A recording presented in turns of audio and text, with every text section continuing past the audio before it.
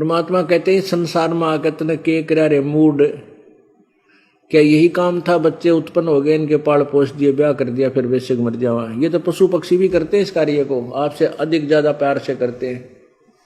चिड़िया अपनी चोंच में दाने लाती है, जो भी अन्य जो पक्षी हैं अपने चोंच में आहार लाती है, अपने बच्चों को खिलाती है, अपने मुंह से निकाल कर उनको देती है। कितना प्यार से पालते हैं। क्या यही कार्य था? मनुष्य जीवन आपको दिया है तो इसका काम भी न्यारा है। उसके विषय में बता रहे हैं कि इस संसार में आके क्या किया रे मूड, और सुअ संबल से ही लागे डोडे ढूंढ। हम क्या सोचते हैं? प्रत्येक व्यक्ति की एक ऐसी सोच है कि भाई तय काम कर लें और बुढ़ापे में सुख होगा, बच्चों की शादी कर देंगे, ये अपने कमाई का लाग जाएंगे और हम बुढ़ापे में सुखी हो जाएंगे। बुढ़ापे में रेस्ट मिलेगा हमें, अब टाइम नहीं है। और बुढ़ापे में तो जिसा टाइम मिलेगा तेरा जी ये जानेगा। इन बुढ़िया ने पूछ ले किसा टाइम मिल रहे हैं, कितने सुखी हैं ये।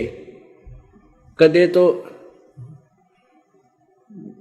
किसी जाड़ पड़वानी, कदे आंख बनवानी, कभी काना तो ना सुनता, गोडे काम छोड़िए, यह समस्या ना ली पड़े। और फिर कभी घर में रहते थोड़ी बहुत कवासनी हो बना रहा है को ना, कोई पुत्र वधु कड़वी बोल दे और फिर दुख का पहाड़ टूट जा। क्या बताते हैं?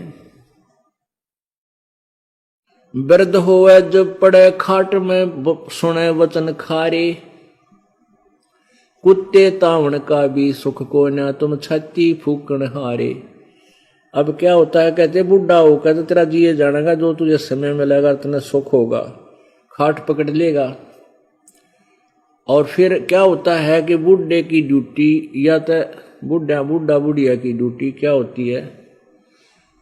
बच्चे अपना किसी कार्य बस बाहर जाते हैं घर से, कोई खेत में, कोई जल लेने, तो उनकी ड्यूटी लग गया करें तुम घर की रुखाड़ करियो।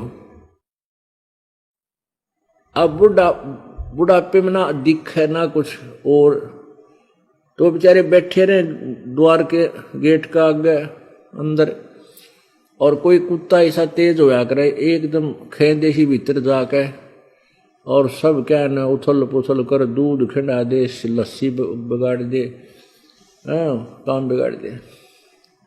तो ऐसे ही जब वो पुत्रवधू आती है, जब देखे भीतर कुत्ते ने कबड्डी खेल रखी है, कितना लस्सी खिंडा रखी है, कितना दूध, थोड़ा बहुत दूध था वो भी पी गया या कुछ बर्बाद कर गया, तो उसका छो फिर बुढ़ा बुढ़िया पर उतरिया करे।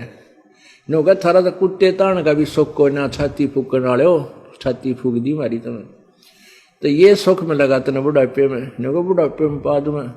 तो परमात्मा क्या कहते हैं कि इस संसार में आकर क्या किया रे मूड, सुअ संबल से यहाँ लगे डोडे ढूंढ। अब कहते हैं तोता पक्षी जो होता है, ये एक इंतजार करते हैं तोता पक्षी के ये पेड़ बड़ा होगा, इसका फल लगेंगे, फिर मैं आहार करूंगा। तो ऐसे एक संभल का पेड़ होता है, संभल, तो उसके फल इतने अच्छे लगते हैं बाहर से, तो बहुत ही स्वादिष्ट, और इनके अंदर बहुत ही अच्छा कोई खाद्य पदार्थ होगा। लेकिन उनमें रुई होती है, कपास होती है अंदर, जैसे आंख के डोड्याम होया करे। तो वो तोता पक्षी क्या करता है, तो वो छोटा सा पेड़ होता है, तभी से उस पर दृष्टि इच्छा रहती है कि बड़ा होगा, इसका फल लगेंगे, फिर खाऊंगा। वो बड़ा भी हो गया, उसका फल भी लगे, और जब पक गए ना फल, तब उस तोते ने चोंच मारी, चोंच मारी तो खाने के लिए फंस गई चोंच में रुई, वह जान बचानी मुश्किल होगी।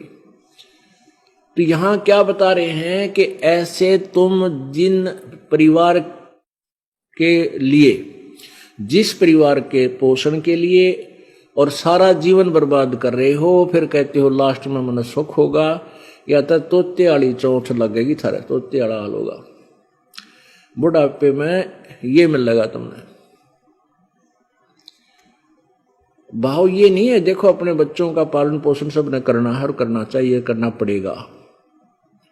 इसके साथ साथ भक्ति वाला आपने जो कल्याण का काम भी क्यों पीछे छोड़े। एक वर्ष में 365 दिन होते हैं